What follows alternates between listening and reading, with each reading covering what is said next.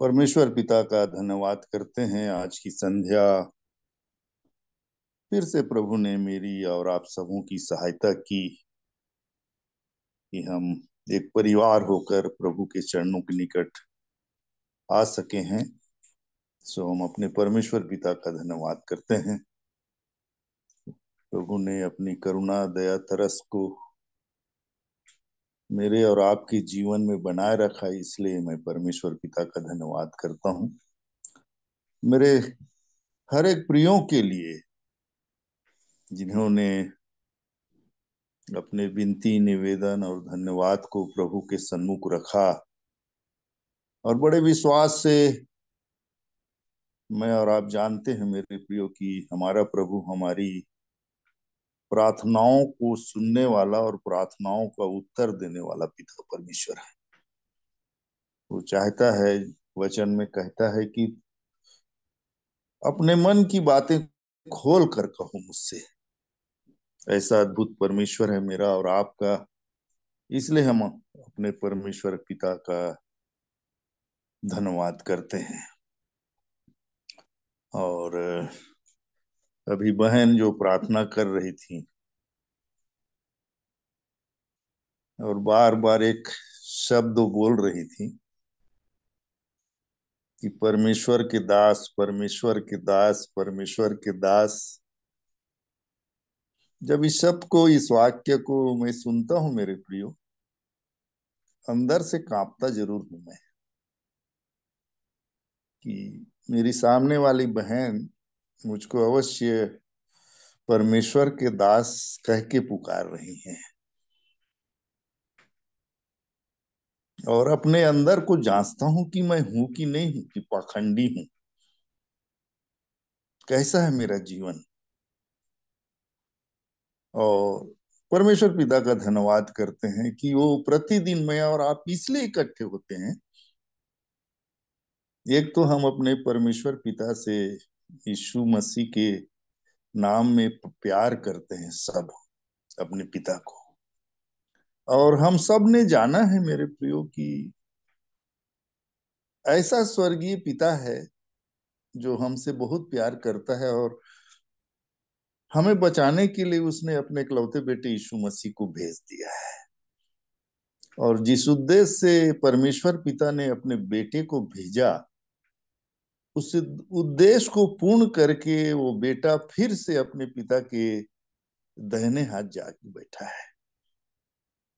और जब प्रभु यीशु मसीह इस पृथ्वी पर थे तो उन्होंने भी एक वादा मेरे और आपसे किया। आज जेम्स बहन प्रार्थना कर रही थी कि मेरा और आपका परमेश्वर प्रतिज्ञाओं और वाचाओं का परमेश्वर है। प्रतिज्ञा मतलब उसने जो कह दिया सो करेगा, और वाचा में कंडीशन है, यदि तू ऐसा करेगा तो तेरे साथ ऐसा हो जाएगा। है ना, वाचा और प्रतिज्ञा में इतना ही अंतर है कि वाचा मतलब कंडीशन है और प्रतिज्ञा मतलब मैं आऊंगा तो आऊंगा, उसको प्रतिज्ञा कहते हैं। तो परमेश्वर हमारा प्रतिज्ञाओं और वाचाओं का परमेश्वर है। और यूहन्ना 14 में जब आप पढ़ेंगे तो वहां लिखा है, तुम्हारा मन व्याकुल ना हो। तुम परमेश्वर पर विश्वास रखते हो, मुझ पर भी विश्वास रखो। और उसको मैं पढ़ना चाहूंगा आप लोगों के सामने कि वो तो अपने पिता के दाहिने हाथ जाके बैठ गया, पर उसकी इच्छा क्या है। जब वो इस पृथ्वी पर थे उन्होंने उसको बताया, तो उन्होंने कहा कि तुम्हारा मन व्याकुल ना हो, परमेश्वर और विश्वास रखो और मुझ पर भी विश्वास रखो। मेरे पिता के घर में बहुत से रहने की स्थान हैं, यदि ना होते तो मैं तुमसे कह देता, क्योंकि मैं तुम्हारे लिए जगह तैयार करने जाता हूँ। वो मेरे और आपके लिए जगह तैयार करने गया है वचन के अनुसार। और क्या बोलता है मैं जगह तैयार करने तो जा रहा हूं, और यदि मैं जाकर तुम्हारे लिए जगह तैयार करूं तो फिर आकर तुम्हें अपने यहां ले जाऊंगा। देखिए, ये प्रतिज्ञा है प्रभु की, है ना, कंडीशन नहीं है इसमें। यदि मैं जगह, हाँ, यहाँ शुरू में, यदि मैं जाकर तुम्हारे लिए जगह तैयार करूं तो फिर आकर तुम्हें अपने यहाँ ले जाऊंगा, कि जहां मैं रहूं वहां तुम भी रहो।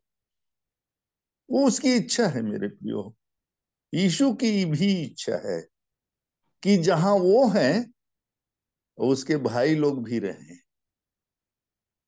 ये अद्भुत काम है। और मेरी और वचन से जब हम इन दिनों, प्रभु ने ऐसा अद्भुत अनुग्रह किया है मेरे आदरणीयों, जैसे इस ग्रुप का क्या नाम है, क्या कहते हैं इस ग्रुप को? ग्लू, ब्लेस्ड, जी, blessed family, best blessed, family. Blessed हाँ, फैमिली, ब्लेसेड फैमिली। हाँ, फैमिली है, हम लोग परिवार हैं। वो परिवार जिसको प्रभु ने यीशु मसीह के द्वारा आशीषित करता है, वो आशीष के भागी बनाता जाता है दिन भर। और मैं धन्यवाद करता हूं कि इन दिनों आप देख रहे हैं मेरे प्रियो की विभिन्न दासों को, जो प्रभु के दास हैं, वे कैसे अद्भुत कुछ कुछ बातें हर एक दासों के द्वारा प्रकट होती है, और मैं और आप आनंदित होते हैं जब अंधेरे भाग में वो रोशनी पड़ती है। तो एक लालसा जागृत होती है मेरे और आपके अंदर की, वो जो ज्योति मुझे मिली है उस ज्योति में चलूं। ये लालसा उत्पन्न होती है मेरे और आपके अंदर। इसलिए मैं और आप, हमारा स्वर्गीय पिता यीशु मसीह के द्वारा जो जो बातों को प्रकट किया है उसको और जाने और समझें और उससे लिपटे पाए जाएं। अपनी दशा को देखकर हम उसके जैसा बनते चले जाएं, हमारा जीवन उसके योग्य हो जाए। इसलिए मैं और आप दिन ब दिन विभिन्न दासों से और विभिन्न प्रियों से विभिन्न गवाहियों को सुनकर और उन प्रभु के दासों के द्वारा उन अद्भुत वचनों को सुनकर कैसा हो जाता है मन, हर एक अपना अपने बारे में जानता है, कि उन वचनों को सुनकर ऐसा लगता है।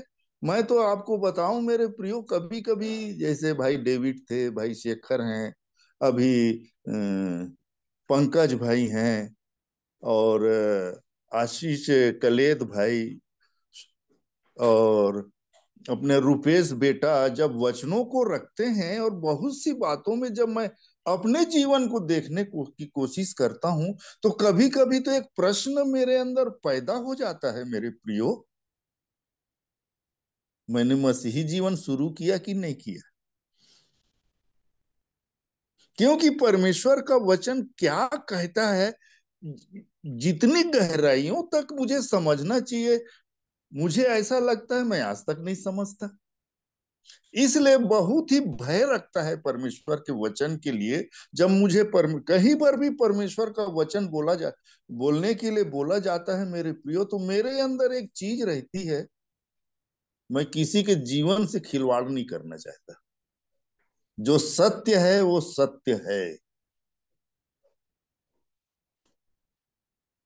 इसलिए बहुत ही भय खाता हूं परमेश्वर के वचन को रखने के लिए, और ये देखने की कोशिश करता हूं कि जिस वचन से मैं आशीष पाया उसको जब रखता हूं तो वो मेरे जीवन में कार्यकारी है कि नहीं है, कि मैं सिर्फ उपदेश दे रहा हूं। इसको देखने की कोशिश करता हूं मेरे प्रियो। बीते दिनों एक अवसर मुझे मिला, अभी 25 तारीख को, गुरुवार के दिन, यहाँ, मैं यहाँ अंबिकापुर के पास भटगांव करके क्षेत्र है वहां रहता हूँ। और एक भाई ने कहा, भाई आज चलो, चलते हैं सूरजपुर चलते हैं। और मेरी भी लालसा थी बहुत दिन के बाद, क्योंकि कई प्रिय बुला रहे थे।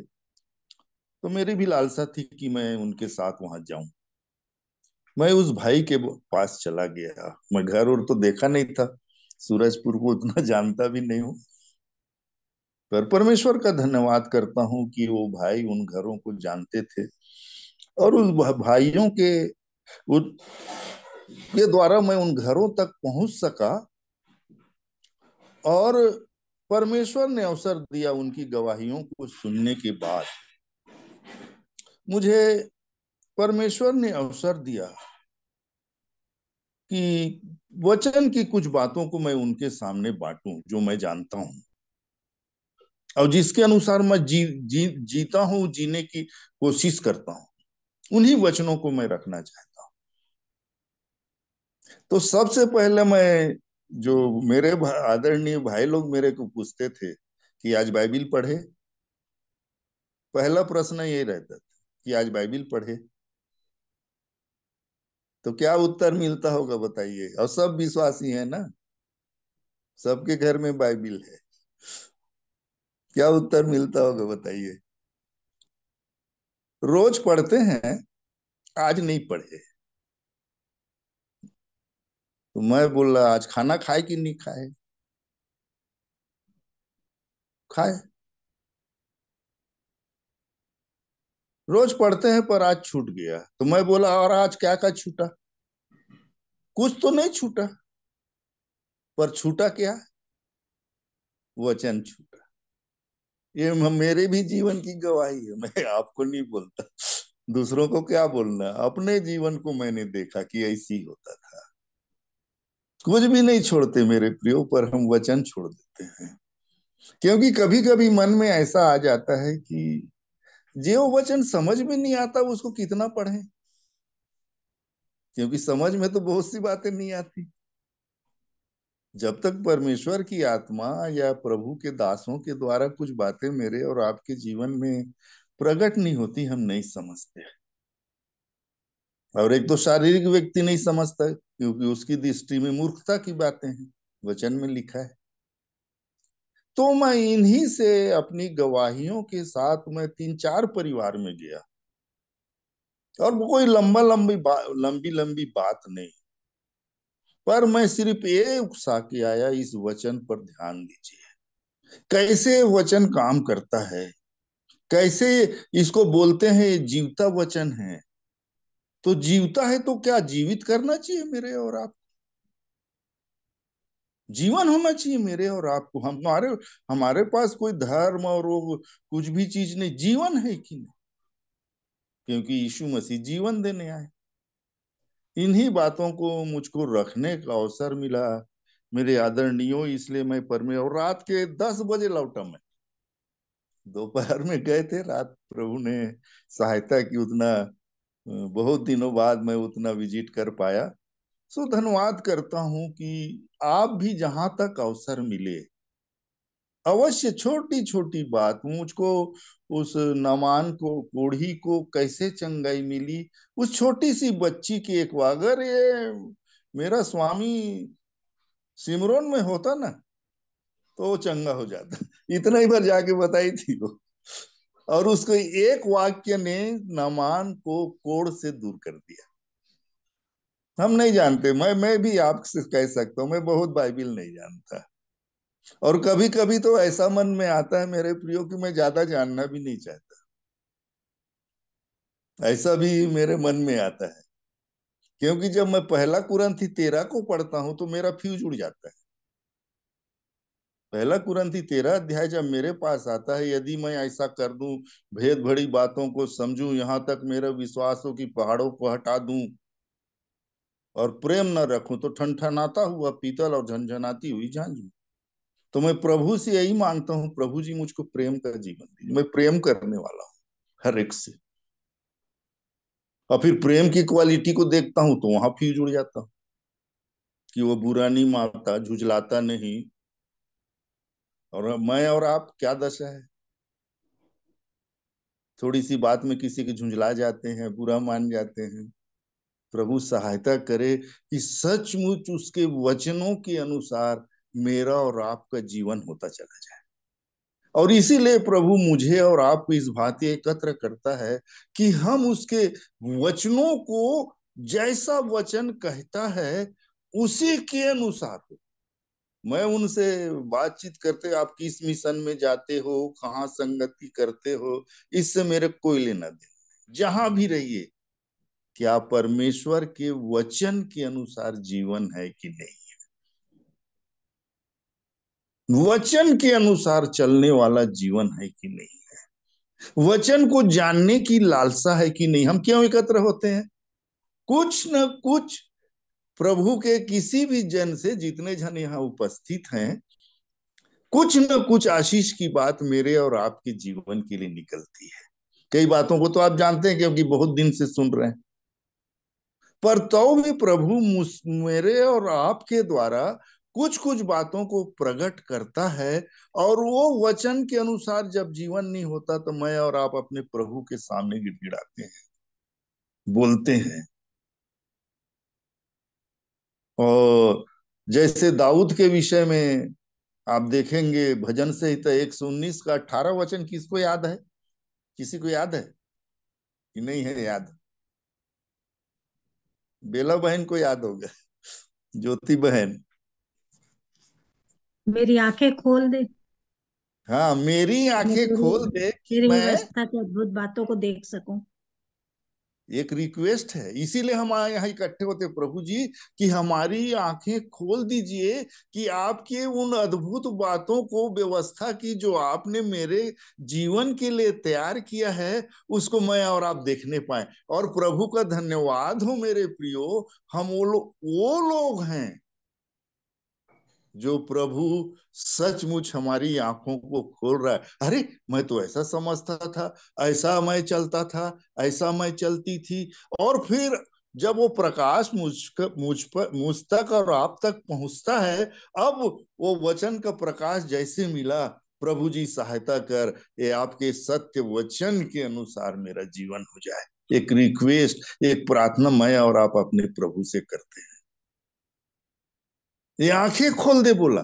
जब नीति वचन 2 का 2 को देखिए क्या लिखा है, नीति वचन 2 उसका दूसरा वचन।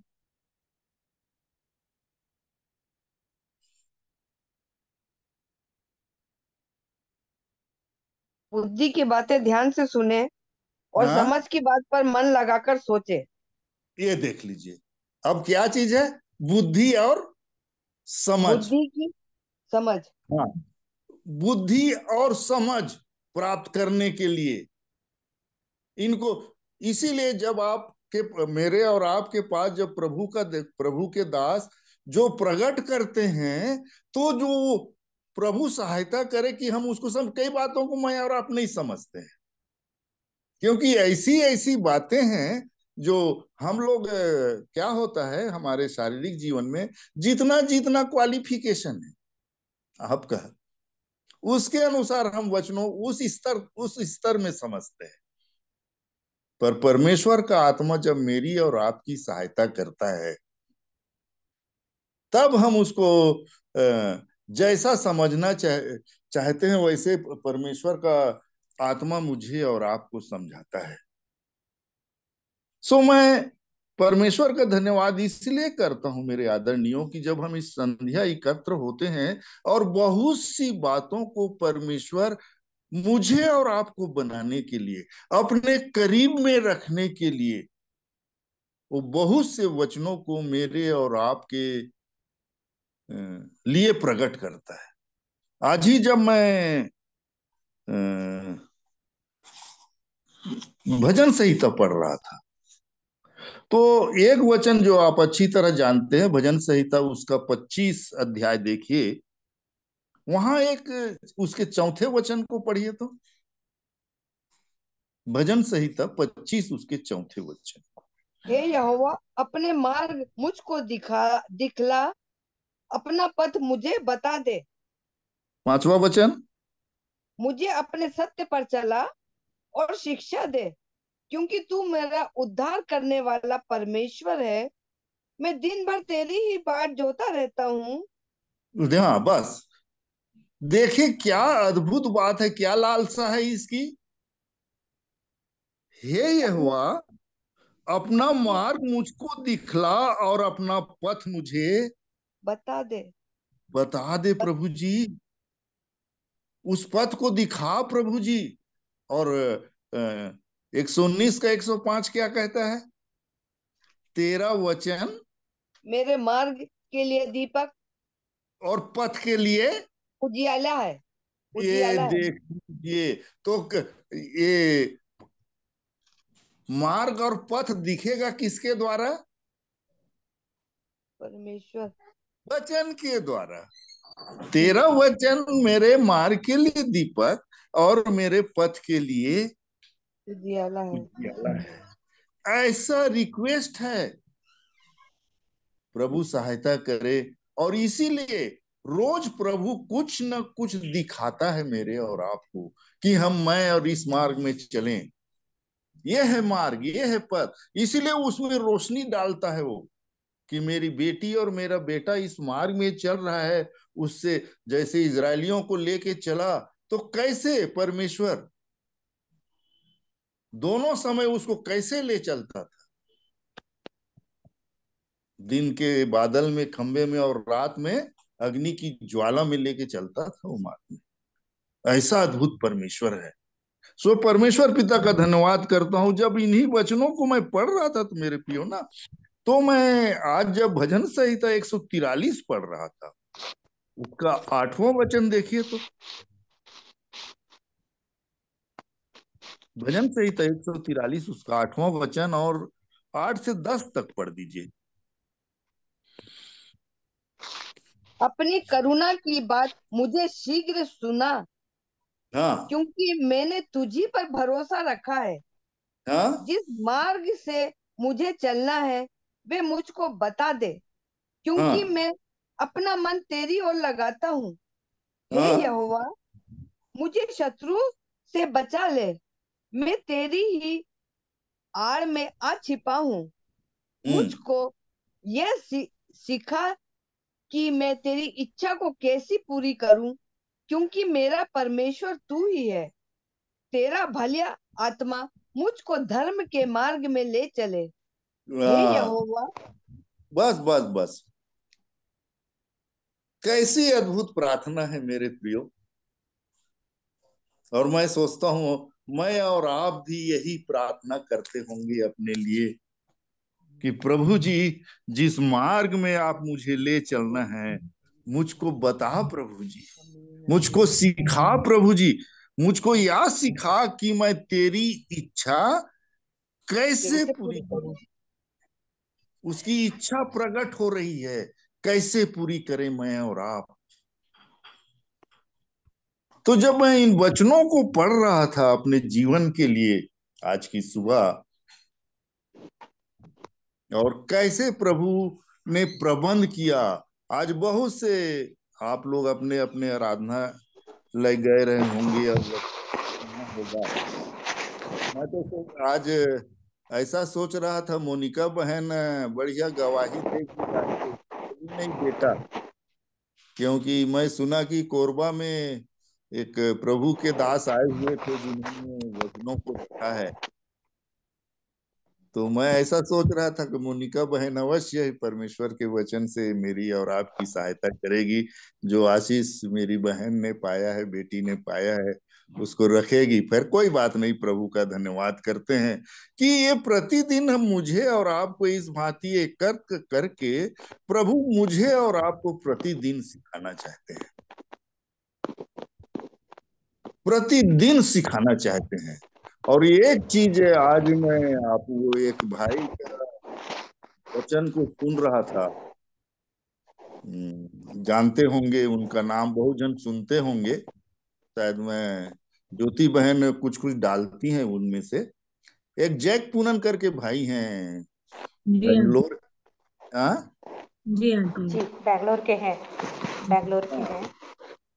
उनका वचन मैं रोज 15 मिनट या ऐसा कुछ देते हैं वो, आज का वचन ऐसा करके।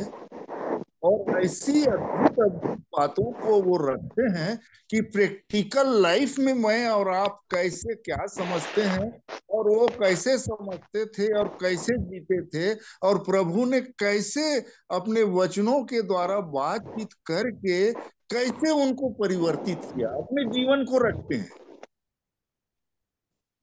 प्रभु सहायता करे मेरे प्रिय कि हमारा मन भी परमेश्वर के वचन की तरफ। क्योंकि एक प्रश्न वो पूछे एक दिन, कुछ विषय में बोल रहे थे, अपने विषय में वो बता रहे थे कि मेरी उम्र 77 ईयर्स की है,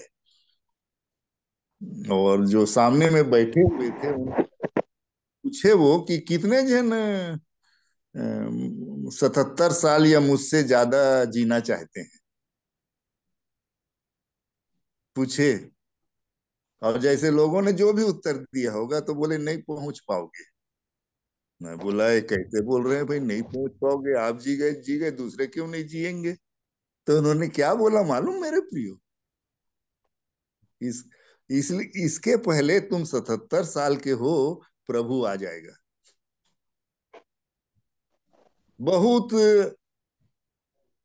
कम समय बाकी है प्रभु के आने में।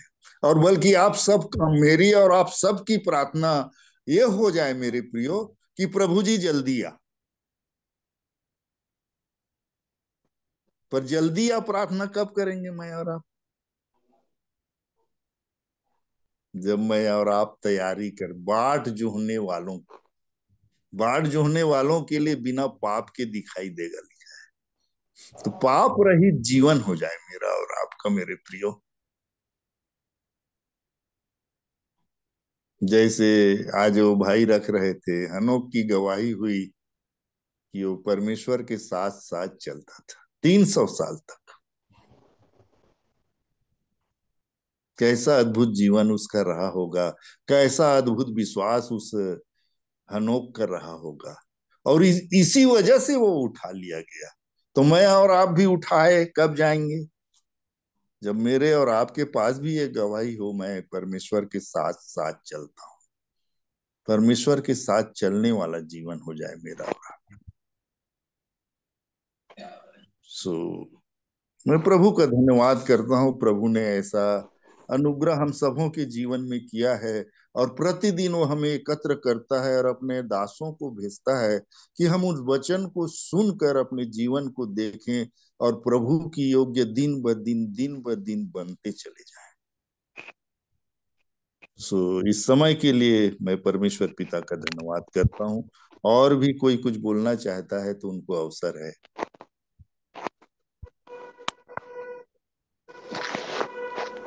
आप सभी को शालोम। शालू। मैं भी प्रभु का धन्यवाद करती हूँ। आज के दिन में प्रभु ने एक अद्भुत बात को मुझे भी सिखाया, इसके लिए मैं प्रभु को धन्यवाद करती हूँ। वचनों के द्वारा फिर से एक बार हेम अंकल के द्वारा आशीष मिली है। अ,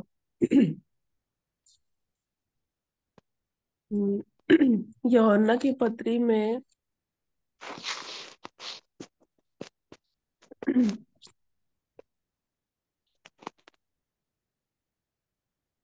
निकोदेमुस जब प्रभु यीशु मसीह के पास जाता है, तो अंकल अभी बोल रहे थे कि अंकल सबको सुनते हैं तो उनको ऐसा लगता है कि वो फिर मतलब सच में मसीह है कि नहीं, और वो अभी तक मसीह जीवन जी रहे हैं कि नहीं। तो जैसे अंकल ये बोल रहे थे तो मेरे को प्रभु ने एक चीज को आज मुझे सुबह दिया था, जिसको मैं आप लोग के साथ साझा करना चाहती हूँ। अ, निकोदेमुस के विषय में प्रभु ने उसको, जैसा कि हम सब जानते हैं, उनको उन्होंने बोला था कि तो नए सिरे से जन्म होना अवश्य है करके। हिंदी में लिखा है नए सिरे से जन्म होना, और इंग्लिश बाइबल में लिखा है बॉर्न अगेन। इंग्लिश में लिखा है बॉर्न अगेन। बॉर्न अगेन का मतलब पैदा होना, और हिंदी में लिखा है नए सिरे से। और आगे में हम पढ़ते हैं तो इसमें लिखा है कि हिंदी में लिखा है कि पर मैं पढ़ लूंगी उसको। यूहन्ना 3:4 से पढ़ रही हूँ। निकोदेमुस ने उससे कहा, मनुष्य जब बूढ़ा हो गया तो कैसे जन्म ले सकता है?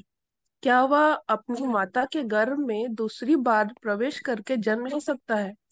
यीशु ने उत्तर दिया, मैं तुमसे सच सच कहता हूँ, जो कोई मनुष्य जल और आत्मा से न जन्मे तो वह परमेश्वर के राज्य को में प्रवेश नहीं कर सकता। तो ये यहाँ तक जब हम पढ़ते हैं तो हमारा जो मैंने अभी तक के सीखा जाना कि नए सिरे से जल और आत्मा से जन्म लेना है करके, जल और आत्मा से जन्म लेना, जल और जब जितने बार भी सुना गया, मुझे वचन मैंने जितने बार भी सुना तो हैव टू टेक बर्थ, फिर से जन्म लेना है जल और आत्मा से, यही मैंने सुनती आई हूँ और समझते आई। लेकिन आज जब प्रभु मुझसे बात कर रहे थे तो एक एक बात को प्रभु ने बहुत ही सरल और सहजता से मेरे सामने प्रकट किया कि इंग्लिश में लिखा है बॉर्न अगेन, फिर से जन्म लेना, और हिंदी में लिखा है नए सिरे से जन्म लेना।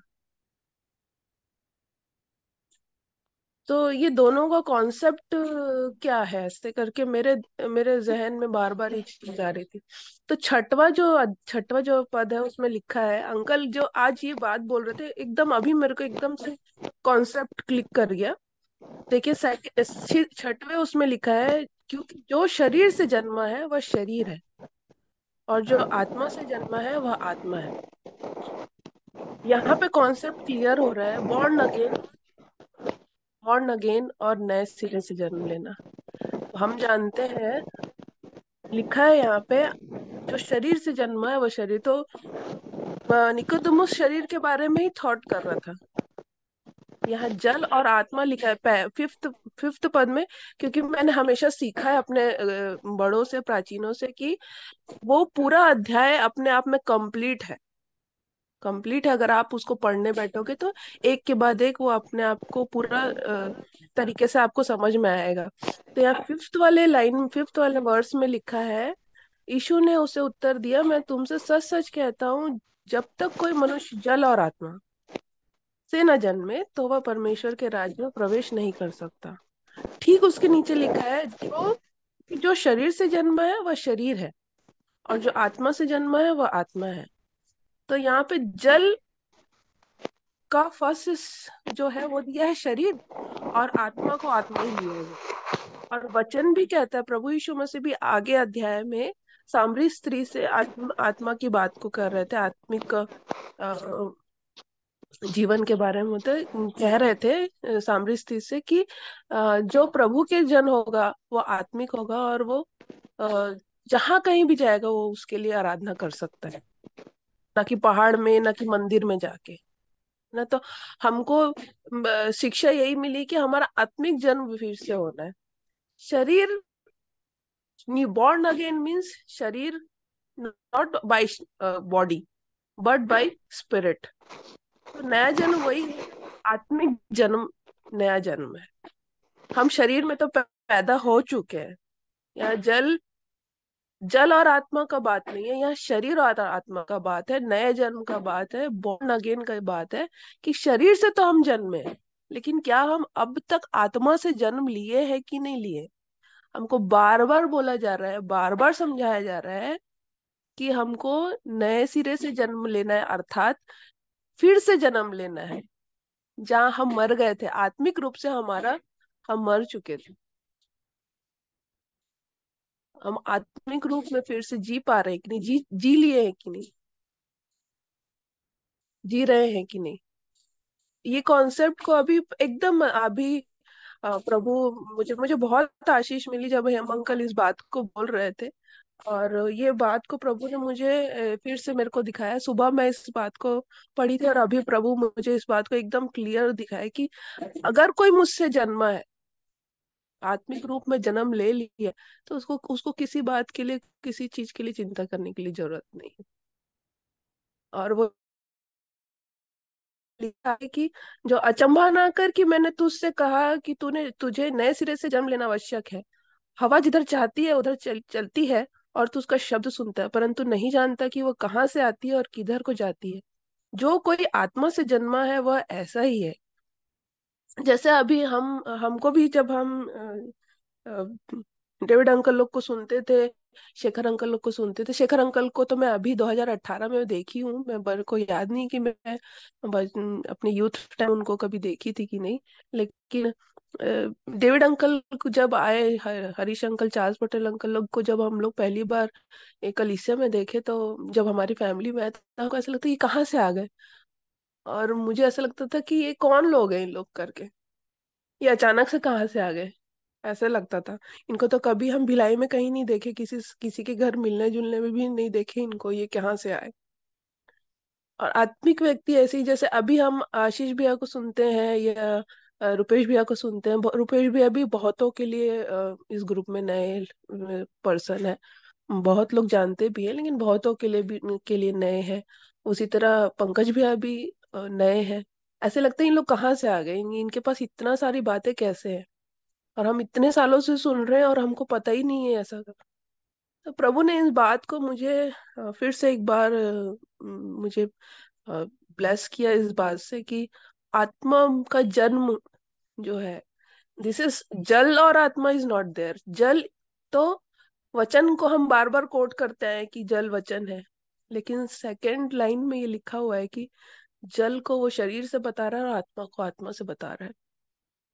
शरीर में तो हमारा जन्म हो चुका है, लेकिन आत्मा में जन्म हुआ है, तो ये कॉन्सेप्ट हमारे लिए क्लियर हो जाएगा कि ये क्वेश्चन मार्क नहीं आएगा मेरे जीवन में। तो मैं प्रभु का धन्यवाद करती हूँ कि अंकल के थ्रू, अंकल के शेयरिंग के थ्रू मुझे फिर से प्रभु ने एक अगुवाई दी। मैं प्रभु का धन्यवाद करती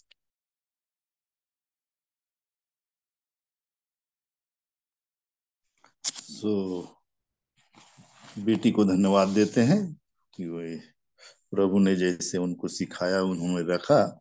सिर्फ एक वचन पढ़ाना चाहूंगा मैं। यूहन्ना 1 अध्याय उसका 12 और 13 वचन पढ़ेंगे।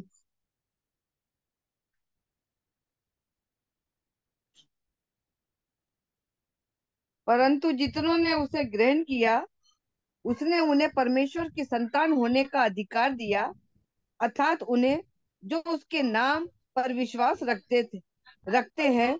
वे ना तो लहू से, ना शरीर की इच्छा से, ना मनुष्य की इच्छा से, परंतु परमेश्वर से उत्पन्न हुए। हाँ, तो यहाँ पर परमेश्वर का वचन बता रहा है, परंतु जितनों ने उसे ग्रहण किया। किसे ग्रहण किया? यीशु मसीह को। यीशु मसीह को ग्रहण आपने कैसे किया? प्रभु जान। नहीं, ग्रहण कैसे किया? कि किस चीज को ग्रहण किया? वचन। वचन को ग्रहण किया। जितनों ने वचन, उन्हें परमेश्वर की संतान होने का अधिकार दिया, अर्थात उन्हें जो उसके नाम पर विश्वास रखते हैं। अब उनकी दशा क्या है? 13 पद। वे ना कि तो लहू से, जिनको अधिकार दिया उनकी दशा क्या है? पढ़िए 13। वे ना तो लहू से, वे ना न तो लो, शरीर वे ना तो शरीर से, लहू से, ना शरीर की इच्छा से, ना मनुष्य की इच्छा से, परंतु परमेश्वर से उत्पन्न हुए हैं। हाँ, शारीरिक जो जन्म है वो तो शरीर की इच्छा से और मनुष्य की इच्छा से होता है, परंतु आत्मिक जन है वो वचन से पैदा होता है। वचन बीज है, उससे पैदा होता है। तो मेरा जो कहने का मतलब था, मैंने नया जन्म नहीं पाया ऐसा नहीं है, परंतु कई वचनों को सुनने के बाद मन में ऐसा प्रश्न उत्पन्न होता है मेरे, कि मैंने मसीही जीवन शुरू किया कि नहीं किया। क्योंकि मैंने परमेश्वर के दासों के द्वारा ये सुना, मान लीजिए मैं प्रचार करता हूँ, बहुत अच्छी प्रार्थना करता हूँ, बहुत अच्छा वचन बताता हूँ, उपवास करता हूँ, बराबर आराधनालय जाता हूँ, दान देता हूँ, मेरा नया जन्म हो गया? नहीं नहीं जी जी नहीं। नहीं नहीं नहीं हुआ। जब तक वचन से मुझको आत्मिक जीवन नहीं मिला, तब तक एक सारी चीजें, आज सभी तरफ वो है, अन्य अन्य भाषा बोल रहे हैं, अद्भुत काम कर रहे हैं, पर अगर जन्म नहीं हुआ तो हम अपनी बाजी हार जाएंगे। इसलिए प्रभु मेरी और आपकी सहायता करे। बहन ने बड़े आशीष की बात कही और आप लोगों ने कैसा जरूर आशीष पाई होगी इन वचनों से। सो मैं परमेश्वर पिता का धन्यवाद करता हूँ।